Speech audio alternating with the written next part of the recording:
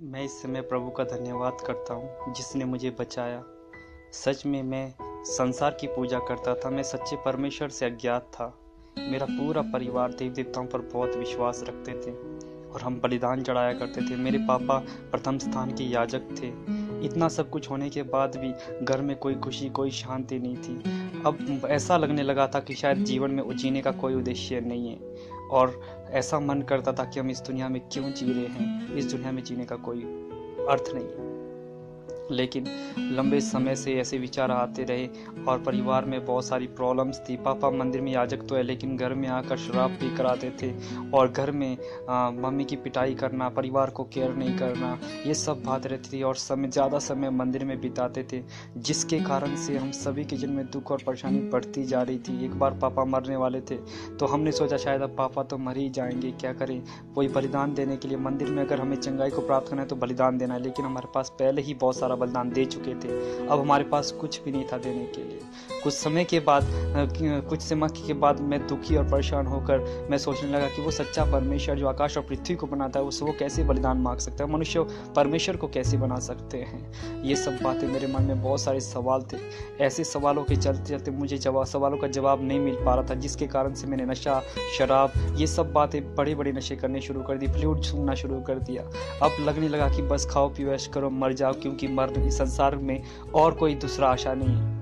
संसार में ऐश करो और मर जाओ, यही बहुत है। तो मैंने बहुत बुराइयां की और बाद में जब मैंने देखा कि सच में मेरे जीवन में कोई शांति नहीं मिल पा रही है तो किसी ने मुझे सच्चे परमेश्वर के बारे में नहीं बताया, तो सुसाइड करने का मन करता था और जीने का मन नहीं करता था। लेकिन एक बार ऐसे ही दुख और परेशानी में था तो रात्रि के समय मैं अपनी कज़न के घर में मेहमानी में गया। जब वहाँ पर गया तो वहाँ पर जब रात को हम सोने लगे थे उस समय कज़न ने रात को लाइट बंद कर दी और वो एक प्रार्थना करने लगे, हे जगत को बनाने वाले परमेश्वर। मैंने सोचा ये कैसी प्रार्थना है, ये किस प्रकार की प्रार्थना कर रहे हैं, मैंने आज तक तो ऐसा नहीं सुना। मैंने तो मंत्र सुना था, मैंने बहुत सारी बातें ऐसी देखी थी जिसको हम समझ नहीं पाते, लेकिन ऐसा कौन सा परमेश्वर है जो अपनी भाषा में ये परमेश्वर से प्रार्थना कर रहे हैं। मैं रात भर सोचता रहा, मुझे ठीक से नींद नहीं आई। मैं सुबह उठा, मैंने कोशिश की जानने की, मैंने उनसे कुछ नहीं पूछा और ना ही उन्होंने मुझे बताया।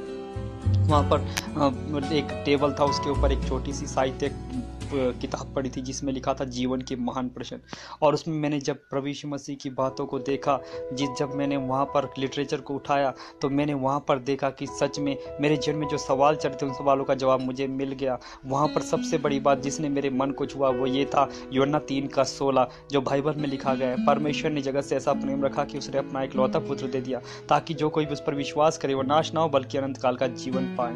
तो दोस्तों सच में मैंने उसी दिन वो सब बातों का, सवालों का जवाब पा लिया। संसार में हम क्यों जी रहे, मरने के बाद क्या होगा, वो सब बातें मैंने देख ली। परमेश्वर सारी दुनिया का मालिक, उसको हम बना नहीं सकते, उसने हमें बनाया। ये सब बातों को जान लिया। मैंने यीशु मसीह को अपना खुदा स्वीकार कर लिया क्योंकि मैंने देख लिया कि यीशु मसीह जगत में आया, हमारे पापों के लिए मारा गया, गाड़ा गया, तीसरे दिन जी उठा। अच्छे काम करने के बाद भी लोगों ने यीशु मसीह को क्रूस पर चढ़ाया, यीशु मसीह पर झूठा आरोप लगाया क्योंकि हम सभी पाप में थे, इसीलिए वो हमारे लिए मरा। जब मैंने इस बात को देखा तो मैं बहुत ही खुश और आनंदित हुआ और मैंने यीशु मसीह को स्वीकार किया। उसके बाद जब मैं घर में गया तो घर के अपने परिवार के लोगों को मैंने सुसमाचार सुनाया। मेरे परिवार के लोगों ने कहा कि अब तू मर जाएगा, हम अपने गांव को के देवते को छोड़कर अगर किसी और पर विश्वास करते तो हम मर जाते हैं। तो मैंने कहा जिस भगवान को आप जानते हो गाँव का भगवान है, लेकिन जिसको मैं जानता हूँ पूरी दुनिया का है। मैं सच्चे परमेश्वर को जान गया हूँ, मेरे मन में खुशी शांति थी। लेकिन कुछ समय के बाद परिवार ने सच्चे प्रभु यीशु मसीह को स्वीकार कर लिया और गांव के कुछ लोगों ने भी स्वीकार किया। परिवार में आज शांति है। बीड़ी सिगरेट शराब वो सब बातें मैंने उसी समय छोड़ दी और मैंने प्रभु का काम करना शुरू कर दिया। मैं सच कहता हूँ, यीशु मसीह को मैं विदेशी परमेश्वर समझता था। यीशु मसीह को सोचता था कि शायद हमें अपने बंधन में रखने के लिए यीशु मसीह आया है या फिर संसार या दूसरे धर्म के लोग हमें अपने धर्म में मिलाने आए हैं। लेकिन मैंने किसी से नहीं सुना यीशु मसीह के बारे में, ना किसी ने बताया।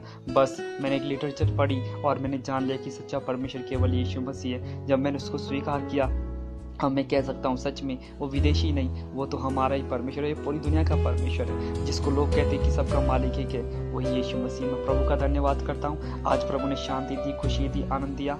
आज मैं प्रभु की दया से आनंदित हूँ। Hallelujah, thank you.